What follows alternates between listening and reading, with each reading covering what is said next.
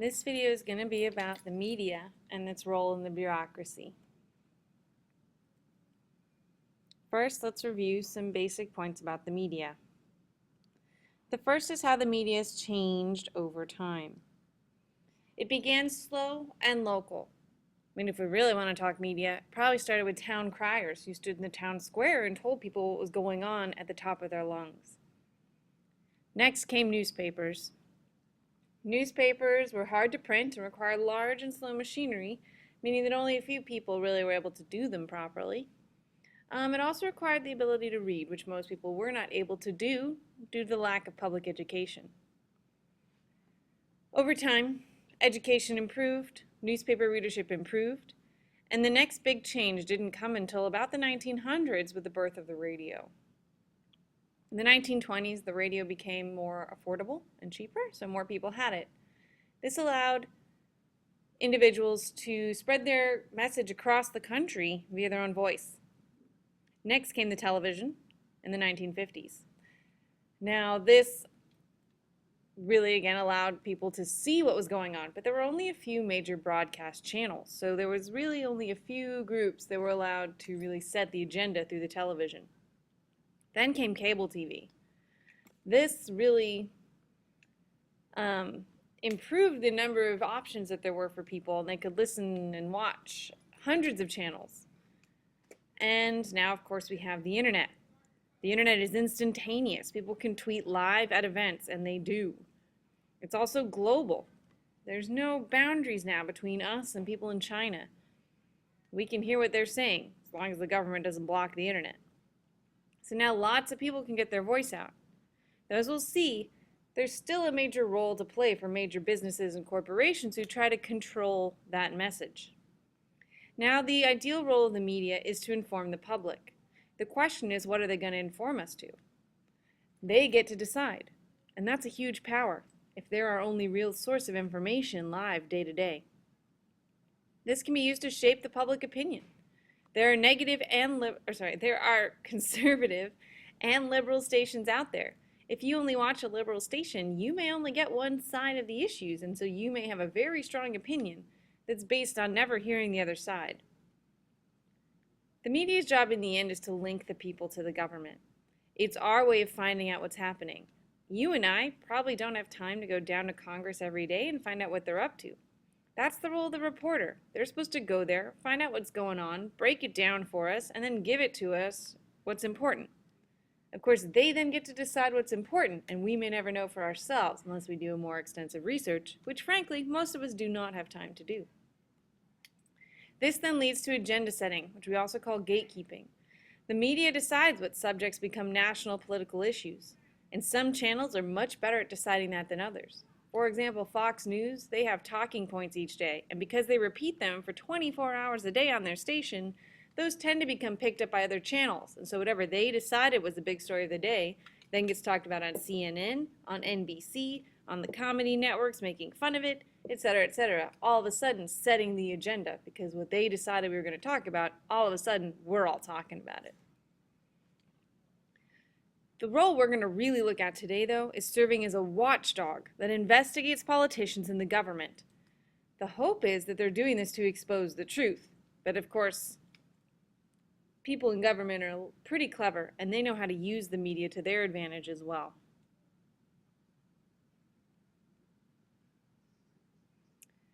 Now, another short review. What is the real point of the media? Think about it. Think about it. Yeah, if you guessed money, you'd be correct. Now, there are some nonprofit media sources that would be an exception because their goal is to not profit, is to just get the media out. That being said, they still need donors and money to operate because people are not doing this for free. Here's how it works. You want to be able to sell ad space for more money. Therefore, you compete for viewers. Your goal is to get more viewers. How do you do that? Be sensational, be exciting, don't be dry, be something we want to see. We all like watching scandal. Well, the fact is we like watching scandals unfold on the news as well. We like it when they get caught doing something wrong. And we like it when they leak out secrets so that we get to find out what's happening behind the scenes. That stuff's exciting. That's what people want to see. That's what they want to hear. So that's what the media is on the hunt for.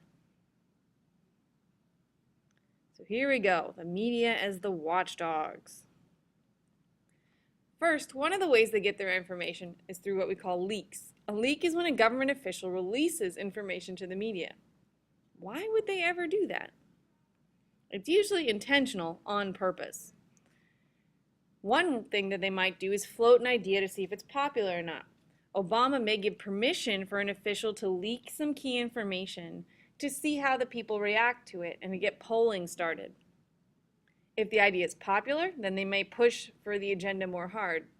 If they realize people really don't like the idea, they may go back to the drawing board before officially putting out a policy. Now, if you don't like something that's going on and you think it won't be popular, instead of floating the idea, you might interfere and purposefully get it out there before it's done so that people get so angry that the law never gets written or passed. So the idea with this one is you would hope that this idea gets really bad press, so the idea dies. Remember, bad press means low popular opinion, which means no elections, which means you don't do it.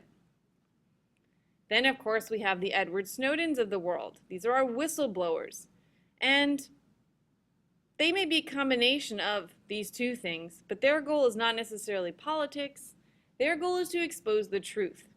Edward Snowden at least claims that he saw the National Security Agency doing something that he believed actually went against our Constitution, but because it was secret, we had no idea. Therefore, he decided to steal documents, run to another country, and then leak certain documents to the media. The media then wrote up about those documents and exposed it to the world, causing a huge uproar, hundreds and hundreds of hours spent on the news on this topic, still to this day, and helping us, American public, learn a whole bunch more that we possibly never knew was happening. Then, of course, there's accidental. And this is just when someone's stupid and lets something slip that they had not intended to release. But once you tell it to a reporter, potentially they could use it. Now, reporters do have rules when talking to officials. These are not really laws, they're unofficial. And this is more like a common courtesy. The idea is that if you violate the trust of government officials, they're not going to give you any more information. So if you want to be a good reporter, you need to cultivate relationships with people working in the government so that they want to give you information because they can trust that when you use it, you'll use it fairly. The first is on the record versus off the record. If you say you're on the record to a reporter, you're official and you can be quoted by name. So they could quote you, anything you say, and they can use your name saying you said this quote in their news story. Off the record, you're telling the reporter that anything you say, they cannot print or talk about. Now, why might you do this? You might do this to help provide some background so they could dig deeper for the truth, but you don't want it attributed to you, and you know that if you get caught telling them this information, you could get in big trouble. Therefore, you tell them it's off the record. And of course, this is not a law. So if the reporter does publish something you said was off the record, chances are you will never talk to them again, and you'll tell all your friends in government don't talk to this reporter because they can't be trusted. They report things you told them not to. So it's very important to build that trust. On background is when you can print what the person is saying, but not the name of who said it. So they could say an unnamed government official said that the NSA did blah, blah, blah. And then on deep background, the official says it can be printed, but you can't even attribute it to anybody. So you would just print what they said, but you would not say so-and-so said this or even an official. You would just print what it said.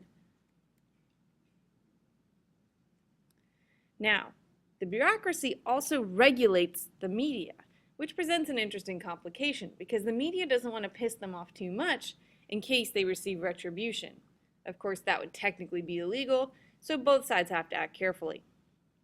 The agency in charge is the Federal Communications Commission, the FCC. They are an independent agency, just like the EPA, the Environmental Protection Agency, because they provide a specific service. They just regulate communications.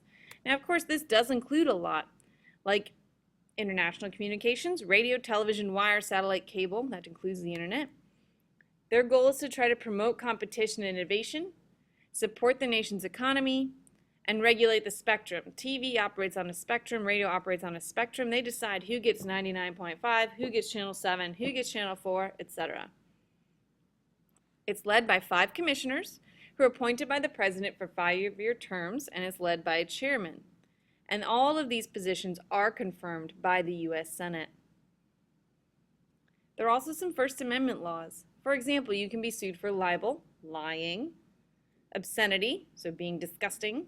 Remember all those swearing things? If someone swears on TV at certain hours, the FCC can issue a fine. And any incitement to commit an illegal act. Last thing here, you can protect the media. Sorry, not last thing. Media is allowed to have confidentiality. Reporters have a right to keep their sources confidential. That being said, there are some times where a judge may order the reporter to say who their source is. If the reporter refuses, they could be held in contempt of court and go to jail. That being said, that's about all you can do to them. And some reporters have chosen to go to jail rather than reveal their sources. Now, the FCC decides who controls what. So they regulate broadcasting. You need a license in order to operate, and you have to renew regularly. And supposedly, these news stations have to serve community needs, or they have to make changes. That being said, there's a push to deregulate the industry, which means to remove rules. We're going to look at a current problem in the media with deregulation called consolidation. So we can see here in 1983, 90% of American media was owned by 50 companies. But in 2011, it's only owned by 6. Let's continue to look at that now.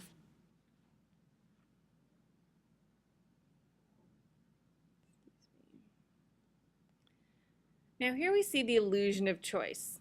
Currently, 90% of our media is controlled by 6 companies. Those companies are GE, News Corp, Disney, Viacom, Time Warner, and CBS. They are run by 232 media executives. These are private people, not members of the government, not elected, and their job is to make money.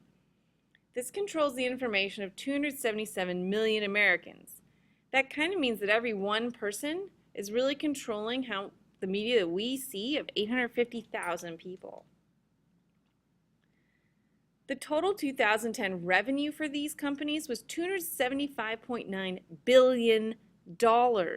They are making a ton of money.